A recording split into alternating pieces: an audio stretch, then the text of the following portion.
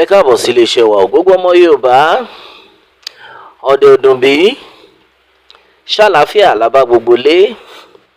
Bẹ́ẹ̀ ni Oòduà nation ní ọ̀nà àbáyọ bí wọ́n fẹ́ bí wọ́n kọ̀.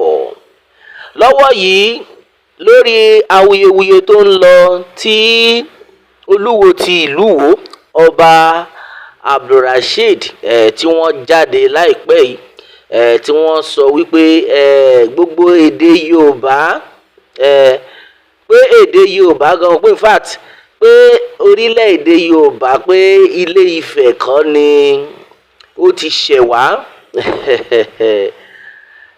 Bẹ́ẹ̀ ni tí Olúwo ti ìlú Ìwó tí wọ́n ń sọ tí gbogbo àwọn èèyàn dẹ̀ ń gbọ́ pé ẹ gbọ́ àwa àgbọ́ eléyìí rí o eléyìí tí ọba Olúwo tí wọ́n ń sọ yìí wípé orílẹ̀-èdè Yorùbá kò ṣẹ̀ wá láti Ilé Ifẹ̀. Ọba Olúwo wọ́n sọ oríṣiríṣi ṣùgbọ́n àwọn kankan jáde àwọn èèyàn jáde tó ń pariwo pé kí ni ọba yìí tún sọ yìí kátikati wo rèé tí ọba yìí tí ó ń sọ lẹ́nu náà. Àwọn kan wọ́n pe ọba Olúwo ní onígbó, àwọn kan ní pé ó ti wé olúwé ni o. Lórí ọ̀rọ̀ yìí oríṣiríṣi làwọn èèyàn ti sọ lórí ẹ̀, kò sẹ́ni tí wọ́n fẹ́ tẹ́tí sí nǹkan tí ọba Olúwo ọba Abdulrasheed tí wọ́n sọ. Ṣùgbọ́n láìpẹ́ yìí lẹ́yìn tí ọba Olúwo tí wọ́n sọ eléyìí lẹ́yìn tí àwọn ọ̀pọ̀lọpọ̀ àwọn ènìyàn tí wọ́n ní ìsọkúsọ ni ọba yìí ń sọ bá ṣe ń bá yín sọ̀rọ̀ lọ́wọ́lọ́wọ́ báyìí bàbá wa Ọọ̀ni ti Ilé Ifẹ̀ Ọ̀jájá kejì wọ́n ti jáde wọ́n ti dá sí ọ̀rọ̀ yìí eléyìí ó lágbára ó lágbára. Bàbá wa Ọọ̀ni Ilé Ifẹ̀ ti Ilé Ifẹ̀ wọ́n ti jáde wọ́n ti sọ̀rọ̀ wọ́n ní pé ẹ̀yin ọmọ Yorùbá nǹkan kí nǹkan tí ọba Olúwo bá sọ nípa Ilé Ifẹ̀ pé ẹ má tẹ́tí sí o kò mọ nǹkan tó ń sọ ẹ má tiẹ̀ gbé ọ̀rọ̀ ẹ má ka ọ̀rọ̀ ẹ̀ kún rárá nítorí wípé nǹkan tó sọ yẹn kò ń ṣàrẹ̀ rárá. Eléyìí táwọn ọ̀pọ̀lọpọ̀ àwọn èèyàn gan tí wọ́n ti bá ọba Olúwo wí oríṣiríṣi èsì ni àwọn èèyàn ti fún ọba Olúwo. Ṣùgbọ́n lórí eléyìí ẹ jẹ́ a gbọ́ nǹkan tí bàbá Aláàfin tí wọ́n sọ Ọọ̀ni of Ilé Ifẹ̀ tí wọ́n sọ lórí ọ̀rọ̀ yìí. Gẹ́gẹ́ bí ìròyìn náà ti ṣe lọ wọ́n ní Ọọ̀ni of Ilé Ifẹ̀ wọ́n ti dá Olúwo ti ìlú Ìwó lóhùn lórí kátikàti tí ọba Olúwo ń sọ wípé orílẹ̀-èdè Yorùbá wọ́n jẹyọ láti Ilé Ifẹ̀. Lọ́wọ́ yìí gẹ́gẹ́ bí wọ́n ti ṣe kọ Ọọ̀ni of Ife replies Oluwo of Iwo's claims that Yoruba didn't originate from Ife. Ẹ̀hún náà lẹ́ ń rí yẹn. Ọba Àkànbí had argued that Yoruba didn't originate from Ilé Ifẹ̀ as was widely believed.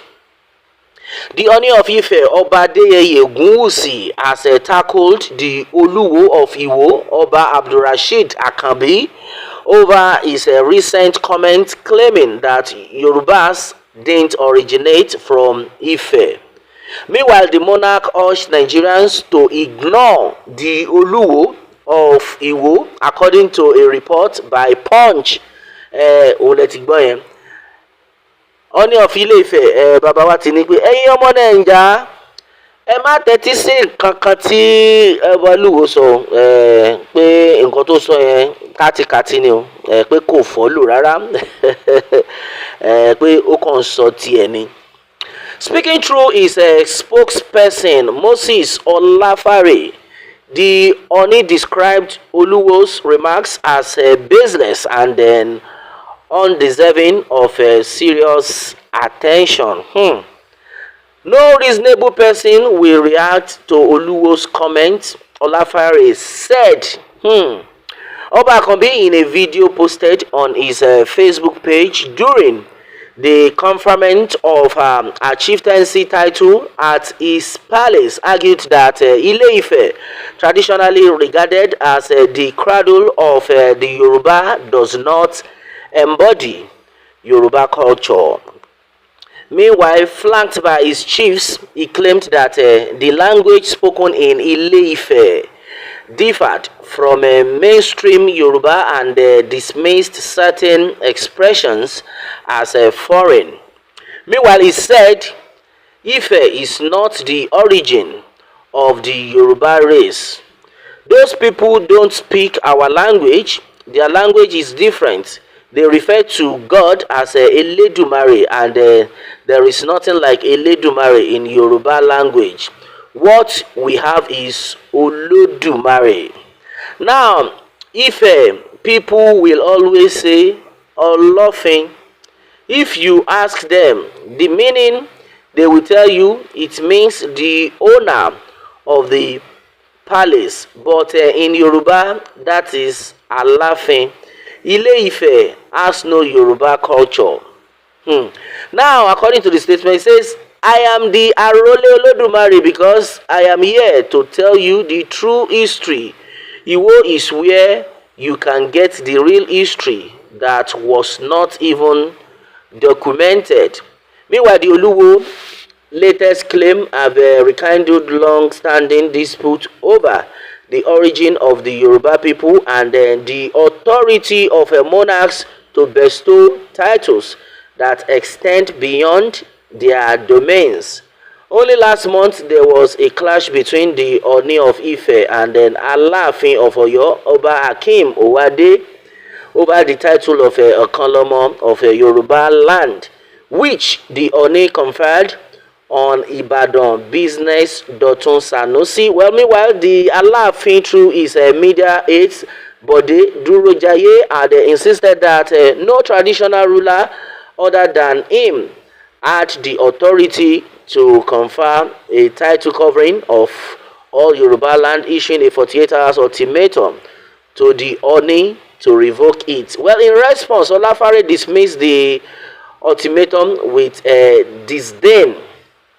Well, meanwhile, according to this news now, bàbá wa Ọọ̀ni ti Ilé-Ifẹ̀ wọ́n ti jáde tán lórí ọ̀rọ̀ lórí awuyewuye tó ń lọ tí ọba Olúwo ọba Abdulrasheed Àkànbí tí wọ́n sọ nípa ilẹ̀ Yorùbá àti Ilé-Ifẹ̀ gẹ́gẹ́ bí wọ́n ti ṣe sọ wípé ilẹ̀ Yorùbá pé kò ṣẹ̀ wá láti Ilé-Ifẹ̀, ṣùgbọ́n bàbá wa Ọọ̀ni wọ́n jáde tán wọ́n ní ẹ má dá ọba Olúwo lóhùn ẹ̀yin ìwọ tó bá lọ ní pé o fẹ́ tèkì àwọn ọ̀rọ̀ ẹ̀ tó bá fẹ́ tèkì ẹ̀ seriously o kàn waste time ara ẹni eléyìí lágbára.